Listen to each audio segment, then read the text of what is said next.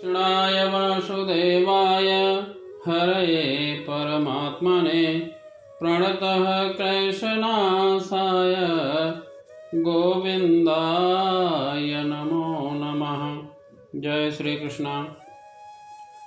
भूमिरापो नलो वायुः खं मनो बुद्धिरेव च अहंकारं इति यन्मे भिन्ना प्रकृतिरष्टधा अपरेयमितस्त्वन्या प्रकृतिं विद्धि मे परां जीवभूतां महाबाहो ययेदं धार्यते जगत् एतद्योनीनि भूतानि सर्वाणीत्युपधारय अहं कृष्णस्य जगतः प्रभवः प्रलयस्तथा। अर्थात पृथ्वी, जल, अग्नि, वायु, आकाश, मन, बुद्धि तथा अहंकार, ये 8 प्रकार से विभक्त मेरी अपरा प्रकृतियां हैं। हे अर्जुन, इनके अतिरिक्त एक पराशक्ति भी है जो उन जीवों से युक्त है जो इस भौतिक अपरा प्रकृति के साधनों का विदोहन कर रहे हैं। सारे प्राणियों का उद्गम इन दोनों शक्तियों में है। इस जगत में जो कुछ भी भौतिक तथा आध्यात्मिक है उसकी उत्पत्ति तथा प्रलय मुझे ही जानो, ऐसा भगवान कह रहे हैं। भगवान के विभिन्न अवतारों की शक्ति को प्रकृति कहा जाता है। सृष्टि के लिए भगवान का श्वास 3 विष्णुओं का रूप धारण करता है। पहले महाविष्णु हैं जो संपूर्ण भौतिक शक्ति महातत्व को उत्पन्न करते हैं। दूसरा गर्भोदक साई विष्णु हैं, गर्भोदक साई विष्णु जो समस्त ब्रह्मांडों में प्रविष्ट होकर उनमें विविधता उत्पन्न करते हैं।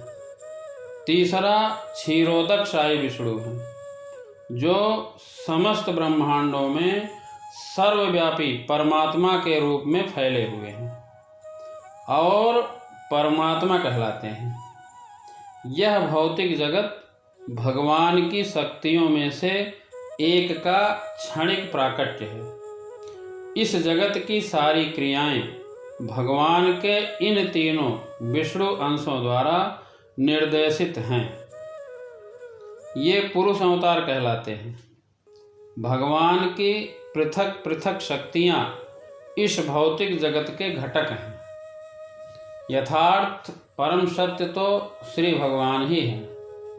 वे पूर्ण शक्तिमान पुरुष हैं और उनकी नाना प्रकार की भिन्ना तथा अंतरंगा शक्तियां होती हैं।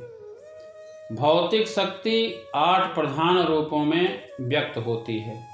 इनमें से प्रथम 5 पृथ्वी, जल, अग्नि, वायु तथा आकाश स्थूल अथवा विराट शक्तियां कहलाती हैं, जिनमें 5 इंद्रिय विषय शब्द, स्पर्श, रूप, रस तथा गंध सम्मिलित रहते हैं। जीव जो अपने विभिन्न कार्यों के लिए अपरा शक्तियों का विदोहन करता रहता है, स्वयं परमेश्वर की पराशक्ति है और यह वही शक्ति है जिसके कारण सारा संसार कार्यशील है। इस जगत में कार्य करने की तब तक शक्ति नहीं आती जब तक कि पराशक्ति अर्थात जीव द्वारा यह गतिशील नहीं बनाया जाता। शक्ति का नियंत्रण सदैव शक्तिमान करता है, अतः जीव सदैव भगवान द्वारा नियंत्रित होते हैं। जीवों का अपना कोई स्वतंत्र अस्तित्व नहीं है। वे कभी भी समशक्तिमान नहीं। अब जीव और भगवान के अंतर को समझो। हे परम शाश्वत, यदि सारे देहधारी जीव आप ही की तरह शाश्वत एवं सर्वव्यापी होते तो वे आपके नियंत्रण में न होते। किंतु यदि जीवों को आपकी सूक्ष्म शक्ति के रूप में मान लिया जाए तब तो वे सभी आपके परम नियंत्रण में आ जाते हैं।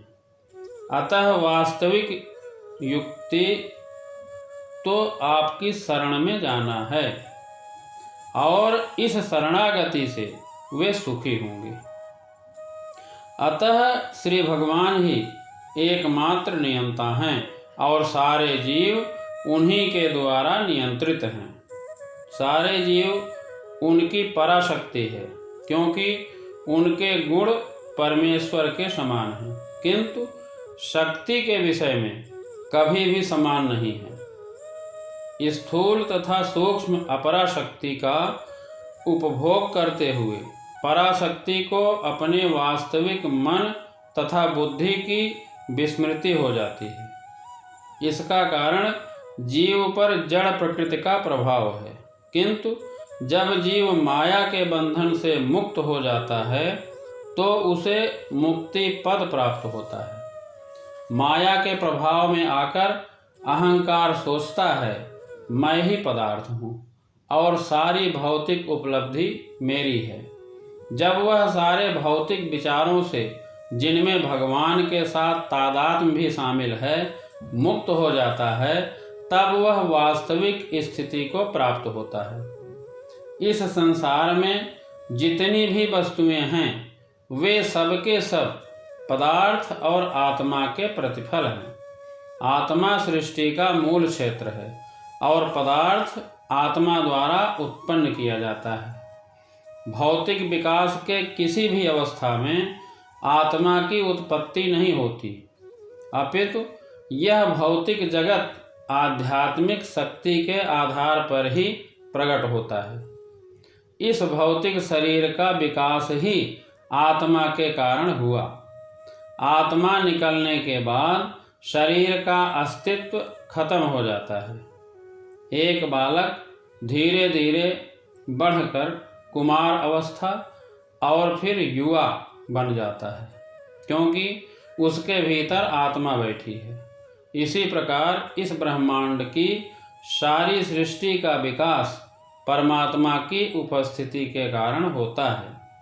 अतः आत्मा तथा पदार्थ भगवान की दो शक्तियां हैं, जिनके संयोग से ये ब्रह्मांड प्रकट होता है।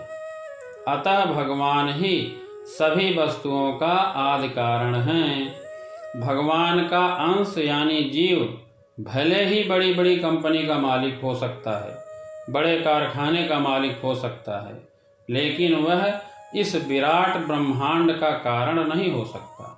इस ब्रह्मांड का कारण तो श्री भगवान ही हैं। जय श्री कृष्ण।